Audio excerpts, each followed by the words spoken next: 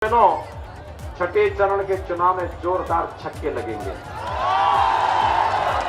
सीधे स्कोर जाएगा 275 से ऊपर और 275 से ऊपर जाने का मतलब देखिए, तीसरे चरण से ही रुझान को देखते हुए सपा बसपा के कई नेताओं ने विदेश भागने के लिए अपनी बुकिंग प्रारंभ कर दी। अभी से भाग रहे हैं और जो गुर्गे होंगे ना उनके, वे नेपाल भागने की फिराक में होंगे, लेकिन हमने ज्वाइंट पेट्रोलिंग शुरू कर दी है। ये भागने नहीं पाए, इनकी गर्मी यहीं निकालेंगे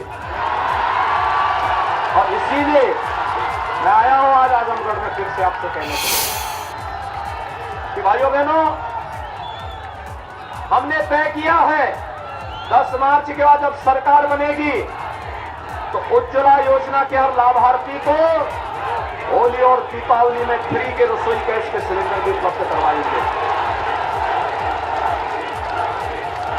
बेटियों की शादी के लिए अनुदान की राशि, आप बेटी की कन्यादान में जो 51,000 रुपए हम लोग दे रहे थे, इसको 1 लाख रुपया करेंगे, 1 लाख।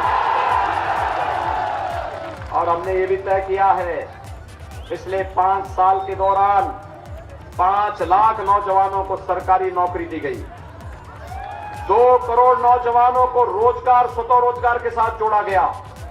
और आज मैं कहने के लिए आया हूं, अगले 5 साल के लिए हमने तय किया, उसकी भूमिका तैयार हो रही है। 1 करोड़ नौजवान को तो वर्तमान में टैबलेट, स्मार्टफोन दे रहे हैं, जिनमें 2200 से अधिक को भी दिया जा चुका है आजमगढ़ जिले में। लेकिन भाइयों बहनों, समाजवादी पार्टी विकास की पक्षधर नहीं, वो लगातार कंप्लेंट कर रही चुनाव आयोग को। और हमने तय किया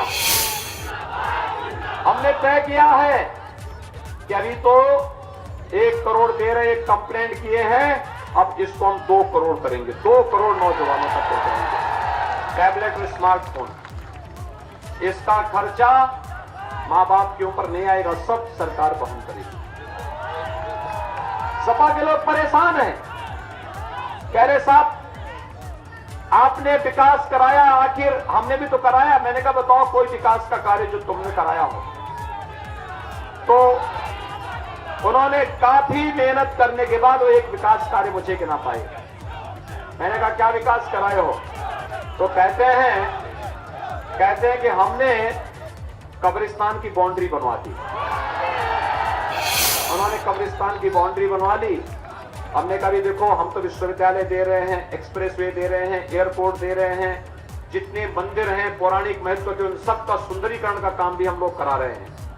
हर गरीब को घर दे रहे हैं, हर गरीब को रसोई गैस दे रहे हैं, हर गरीब को विद्युत की योजना के साथ जोड़ रहे हैं, हर घर में हमने शौचालय उपलब्ध करवा दिया है। तो कहते हैं पैसा कहां से आया है? मैंने कहा देखो, पैसा तो सरकार की आय भी हमने बढ़ाई है, और जो डकैती सपा बसपा की सरकार में पड़ती थी विकास की योजनाओं पर, गरीबों के राशन पर, हमने उसको बंद करवा दिया।